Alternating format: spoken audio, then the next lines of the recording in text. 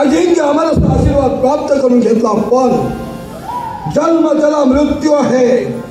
या विश्वात कोणीही अमर नाही, तरी सुद्धा आमचा हट्टास ब्रह्मदेवाला सांगू आमची इच्छा पूर्ण केली. पण त्या ब्रह्मदेवाच्या मुखातील शब्द, हे भद्रासुरा, तुझी इच्छा मी पूर्ण करतोय खरा, पण जर का उन्मत्त झाला असते तर कालिका माता, ती कालिका देवी, हिच्या हातून तुझा मृत्यू.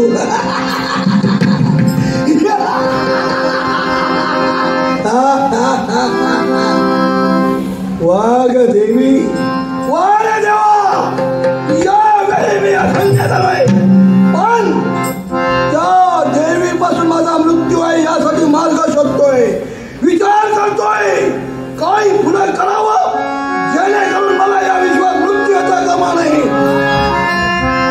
नारायण नामाची दरकारी माझा पता बोलला.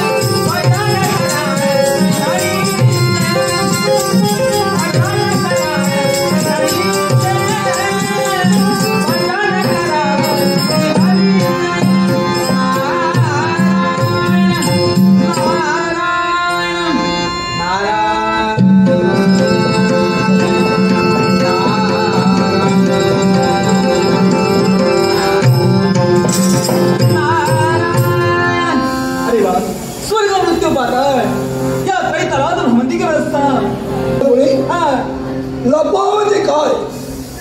तुम्ही माझ्या मुखकमलावर पाहून माझ्या मनीचे भाव तुम्ही जाणलात खरे. बरोबर बोला. अर्थात हा भद्रास तू विचार करतोय कोणत्या गोष्टीचा आहे? अशा कोणत्या? भक्ती करायला तुम्ही सांगितले तुमच्या पित्याची अर्थात ब्रह्मदेवाची. बरोबर. ब्रह्मदेवाला प्रसन्न करून घेतलो. अजिंक्य आम्हाला आशीर्वाद प्राप्त झाला. ब्रह्मदेवाच्या शब्द निघाले. हे भद्रास रोज मला येईल तर कालिका माझ्या मृत्यू आहे. कालिका हाती कडून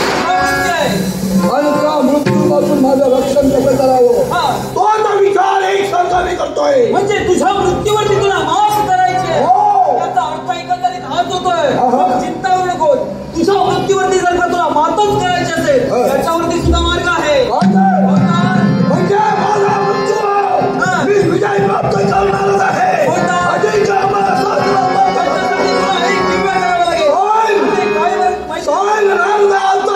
सांगितलं मी माझ्या जीवनात एक पायरी करू. माझ्या सगळ्या इच्छा मी पूर्ण केले. मग सांग कालिका माझ्याची भक्ती करू. माझ्या मनाची इच्छा पूर्ण होईल. अगदी बरोबर बोलला. तर तुझ्या मृत्यूवरती जर का तुला मात करायची असेल का म्हणतो त्या मातेची भक्ती कर. पण देवीची मी भक्ती करेन. जर माझी देवी प्रसन्न झाली नसेल तर ती आणि मी असेल त्या देवता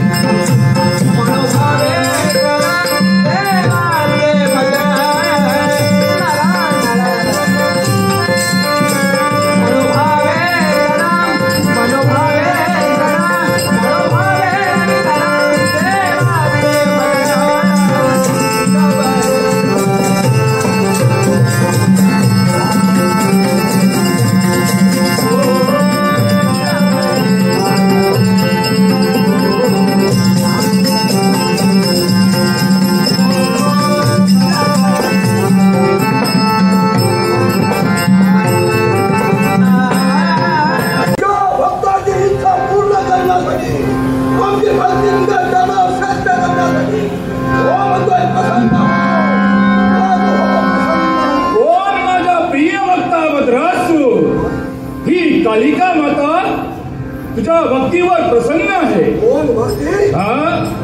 भक्ताने तुझी भक्ती केली. होय. आपलं दर्शन देण्यासाठी तत्पर झाली. होय. धन्य धन्य माझं झाले. हे जीवन माझं धन्य झाले. हे शिवानी आहे शिवानी मंगलाशंकराचा आशीर्वाद. भद्रासूर भक्ती केलीच तरी पण त्याच्या मागे कारण तरी काय? भक्ती केली केवळ तुझी ब्रह्मदेवांची मी भक्ती केली. ब्रह्मदेवाने आशीर्वादही दिला. अजिंक्य अमर असे विश्वास मला आशीर्वाद प्राप्त झाला. पण माते बोलता बोलता ब्रह्मदेवाच्या मुखातून शब्द निघाले. असे कोणते? हे भक्त, तुझा मृत्यू आहे तो या कालिका मातेपासून, आणि म्हणून माझा मृत्यू होऊ नये म्हणून मी तुला म्हणजे भक्ती केलीस ती स्वार्थासाठी. या विश्वाच्या ठिकाणी तुला मृत्यू येऊ नये म्हणून तू कालिका मातेची भक्ती केलीस. पण तू जाणतोयस या विश्वाच्या ठिकाणी जो कोणी मनुष्य प्राणी जीवजंतू जन्माला आला त्याला हा मृत्यू ठेविलाय. हे जर जाणत असताना सुद्धा तुझी ही इच्छा आहे की तुला मृत्यू येऊ नये. सांग रे वज्रासूर, असा आशीर्वाद मी तुला कसा काय देऊ शकते? तुमच्या देवता आणि ब्रह्मदेवाने मला आशीर्वाद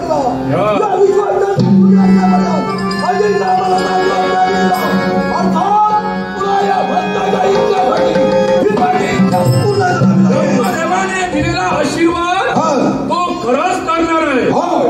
पण जो तू मागतोयस ते मी देऊ शकत नाही. पूर्ण करत असेल त्या हस्ताने तुझी भक्ती केली, त्या हस्ताने विचार कर. विचार पूर्ण माझ्या समोर कोण उभी आहे? मी आधी शक्ती, आधी माता, ही जगाची माता, कालिका माता. मी तुला पूर्ण करत आहे. माझ्या भक्ताची इच्छा पूर्ण करत असेल तर तू काय करत होय ना, तुझी इच्छा परिपूर्ण करणारच नाही. पण जर का तू माझ्या समोर वैरी म्हणून बोलत असेल तर ही कालिका माता या क्षणी तुझ्या समोर वैरी म्हणून बोलते. अरे भक्ताने तुमची भक्ती करावी, तुम्हाला श्रेष्ठ करावं. माझ्या भक्ताची इच्छा पूर्ण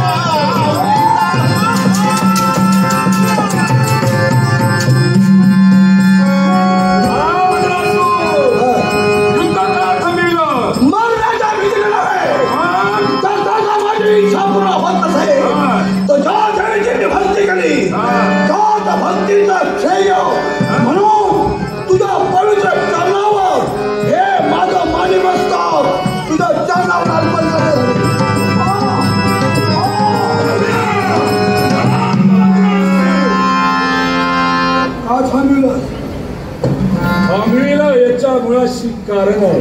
काय अगदी शोलास माझा भक्त.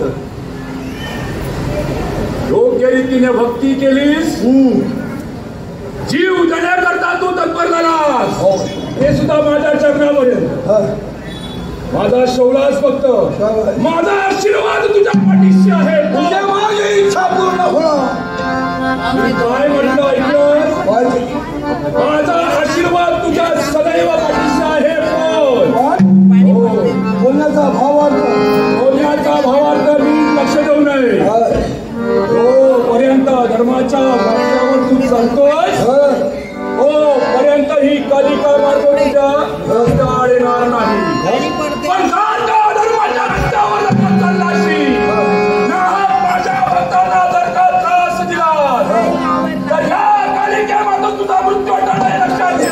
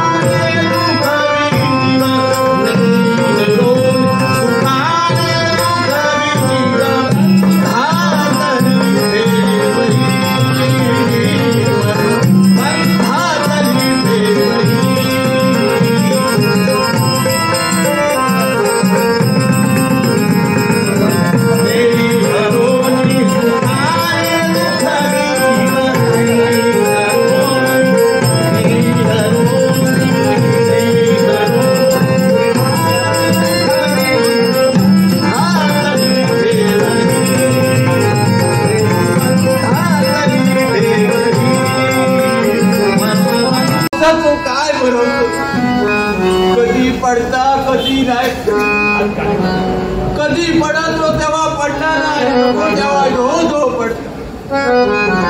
शेतीची शाप वाट लावून टाकले. शेतकऱ्यांना खावचा तरी का? जगात पोशिंदो फक्त नावापुरतोच रवलो काय रे. बाकी त्या शेतकऱ्याकडे कोणाकच बघू की ही व्यथा मांडून राजाच्या दरबारापर्यंत राजा काय सांगतो ता तरी बघू. राजा आधी हात तरी हो राजा. राजानू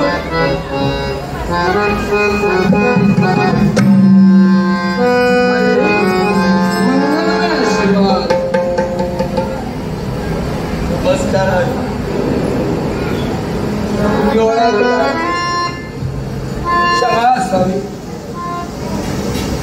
आपात मस्तक आपलं निरीक्षण आम्ही करतो, पण आपली ओळखी आम्हाला नाही झाली. समाज सांगा, अगदी कोण उदात्त हेतू मनाच्या ठिकाणी ठेवून या कौशलपुराच्या राज दरबारी आपली पावलं पडली. तसो शेतकऱ्यात कोणच ओळखणार नाही. तुमच्याच राज्यात तो एक शेतकरीच असतो. शेतकरी दादा, प्रथमच राजकथा राजा कैलास आपल्याला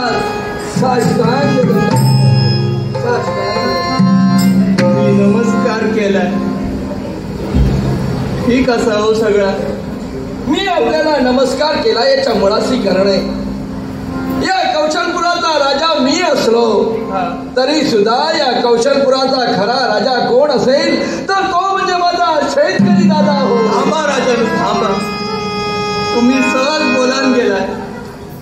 या कौशलपुरात तो राजा कोण असा तर शेतकरी राजा. पण या शेतकऱ्याकडे बघू कोणा की हा का जो तो आपापल्या कामात तो काय कर, कशी शेती करता, कसा शेत पिकवता, या सगळ्यांका पोचूचं काम येऊ शेतकरी करता. हे कृषी श्रेष्ठा,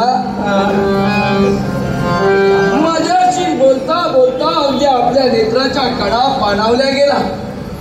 मला सांगा, आपल्याला कुठलं आंतरिक दुःख आहे का? आपले डोळे भरले गेले याच्या मुळाशी कारण काय? अगदी आपल्या नेत्रावाटे निघणाऱ्या गंगा जमुना जणू वसुंधरेवर धाव घेत आहेत. सांगा, आपल्या दुःखाचं कारण मला समजू शकेल का?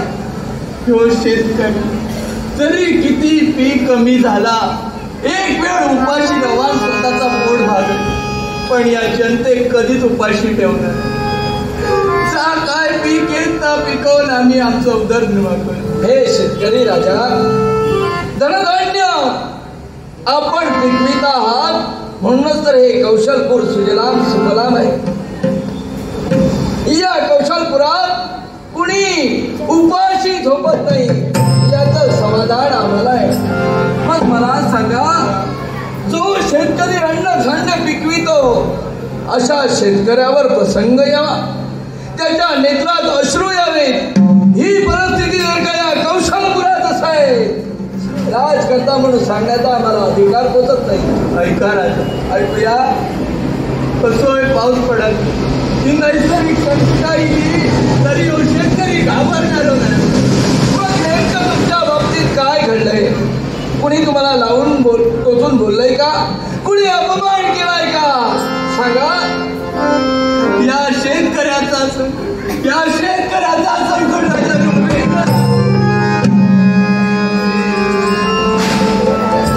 खूप अपेक्षेने या राज दरबारापर्यंत शेतकरी आता कुणाशी इलेलो घास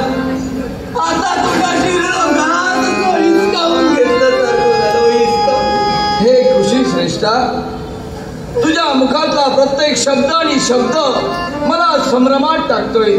तुझी व्यथा मला कळत नाही. तुला नेमकं काय म्हणायचंय? तुझ्या जीवनात काय घडलंय जेणेकरून आज एकसारखी हीन अवस्था या बाबतीत झाली? सांगा, काय घडलंय? सांगा. आपलं दुःख दूर करण्याचं भाग्य जर का मला लागलं असेल तर माझ्यासारखा भाग्यवान मी. सांगा, काय करू आपल्यासाठी? आता तोंडाशी इलेलो घास, हिंस्र प्राणी, हे मोठे मोठे वाघ, हे हत्ती, अशी माणसा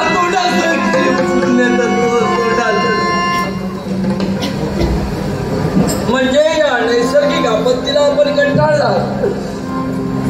आपल्या अन्न धान्याचं, आपल्या शेतीचं नुकसान हिंस शोभन करताय. अवकाळी पावसामुळे शेतीचं नुकसान होतंय. या शेतकऱ्यात काय करायचं? तुम्ही काहीतरी मार्ग द्याल. त्या राज दरबारापर्यंत राज दरबारा. हे कृषी श्रेष्ठा, त्याचा तंतोतंत जबाबदारी राजकर्ता राजा कैलासानं घेतली. पण रयतेच्या रक्षणाची जबाबदारी जर का मी घेतली असेल तरी सुद्धा हा राज दरबार म्हणजे सामान्य गोष्ट नव्हे. बरोबर आहे. भरला राज दरबार सोडून जर का मी तुमच्या जवळ आलो असेल तर दोषास पात्र राजा कैलास ठरणार. याच्यासाठी मार्ग आहे. काय? माझ्या पाठीला पाठ मारून आलेला माझा लाडका बंधू शिखर येण्याची वेळ झाली. काही क्षण बसा, विश्रांती घ्या. युवराज आल्यानंतर युवराज जवळ राजसूत्र समोर स्वतः राज करता कैलास तुमच्या समोर.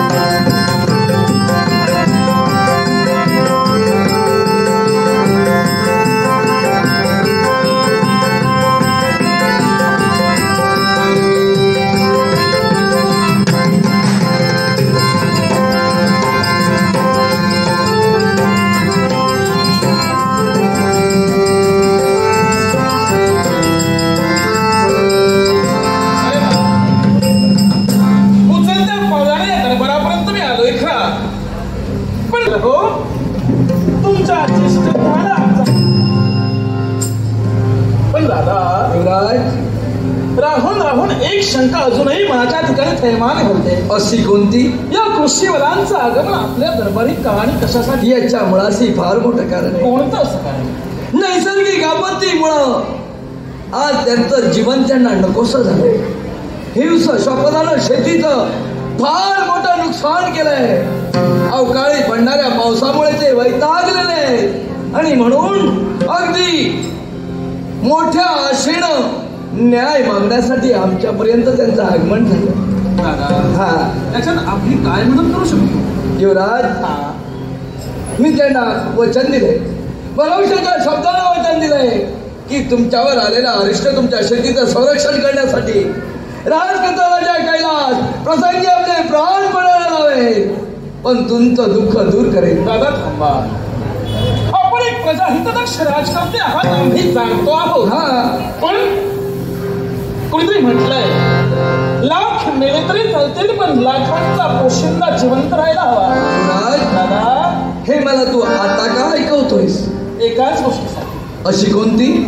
या कृषीवलांच्या संरक्षणासाठी, यांच्या शेतीचं हिंस्र शापदांपासून संरक्षण व्हावं म्हणून आपण हाती रणरागिणी घेऊन अंगत